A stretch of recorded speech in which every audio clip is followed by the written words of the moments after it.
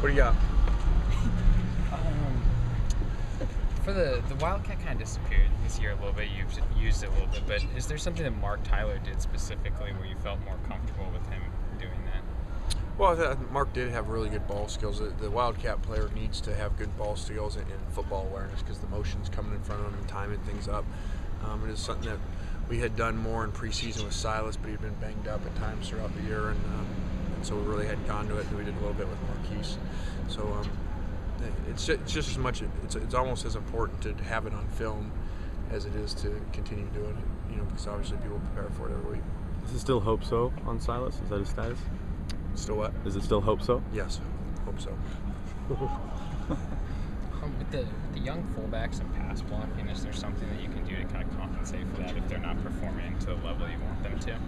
Yeah, you can use your tailbacks to help, but then you don't get your checkdowns out.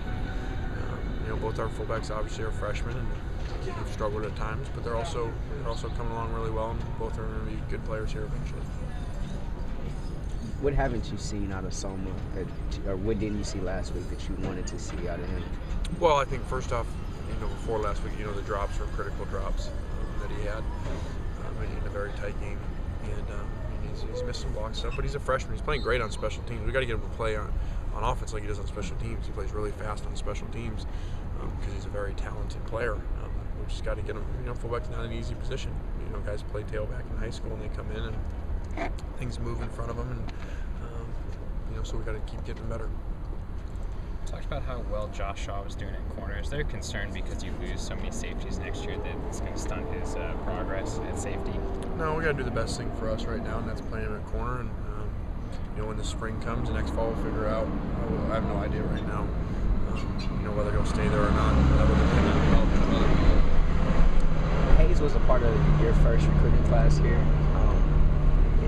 People from his high school kind of traditionally go to UCLA. He kind of broke the norm, so to speak. What do you remember about that process? Just that, we were in the recruiting process. We just gotten here, and we're just trying to catch up and, just develop a good relationship with his mom. Mom has done a great job raising him, especially over the last couple of years after a tragedy in the family. And it really didn't have to do with what school he was at. There were two really good players there, and both of them were coming here for a while. Was that something that you took into consideration or thought about at all, knowing that UCLA kind of had those ties with Crenshaw? No, not really. We go on the evaluation of players, and then the three guys in 2 years, that we recruited there, felt we're all good players, and all three of them are starting in our conference. Lane, if your crystal ball is working perfectly, do you perceive this game to be more of a shootout or more similar to last week's game? Yeah, I have no idea. I never know that. You think as a head coach, you know that going into games, and a lot of times it goes the other way. You just don't know how the games are going to go, how quarterbacks are going to play, how the rush matchups are going to work. So I got no idea. Do you have a preference? No, I prefer to win, whatever number that is. As far as recruiting goes, how much of an effect on recruiting does this game have in the LA area? I don't think it has a major impact. We always get asked that every year. I think it just goes into the whatever that formula is of a kid making a decision. It's just a small thing in there. There's so many other things, that one game doesn't matter. Just like when teams are having a rough season or teams are having a great season, they don't all of a sudden sign all the players because you're winning all the games, or the other way around. A lot of times when teams struggle, kids see, you would assume kids go to the teams, that are always ranked at the top. It doesn't always happen, because sometimes when teams are struggling, kids see, well, I can go there and play earlier. They have more of a need for me.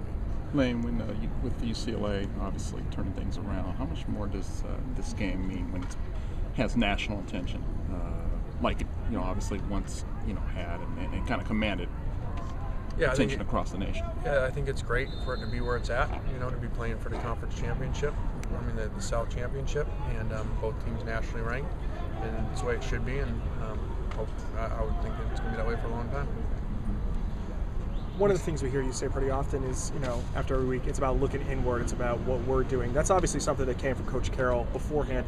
Do you adopt that to the extent of focusing? He was very much focusing inward, more so than outward at times. Do you do that to the same extent, or you kind of integrate your own way of viewing that philosophy?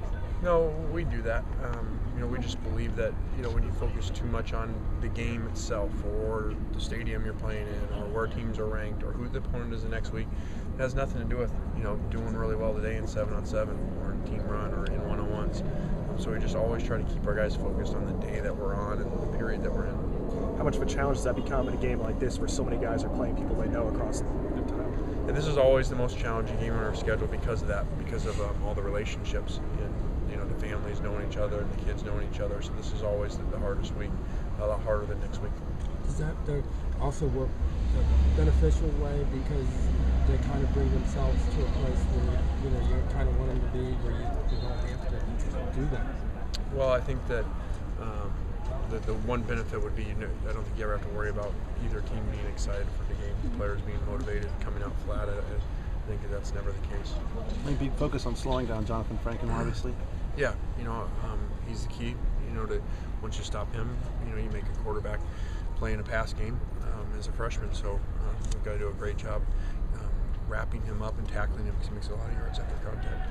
For this team and the expectations that you had obviously coming in, how much does a win Saturday, I guess, sort of set things right, so to speak? Well, I don't know that it does. We'll still have more losses than we would have thought, or where our expectations were. But you can't go back and control the past; it's over with. And football's in a very emotional sport, and every week changes. And just like the fans, when you win, you did everything right. When you lose, you didn't. That's how it is. So a win versus a crosstown rivalry always is a good thing for your entire program. Is there redemption value that has kind of taken over this season because of those losses, especially pointing to this game? I have an opportunity to still be able to make it to the Rose Bowl. Well, I think we're fortunate, to have the conference losses that we do and still be able to be in this hunt. We're fortunate to be in the South.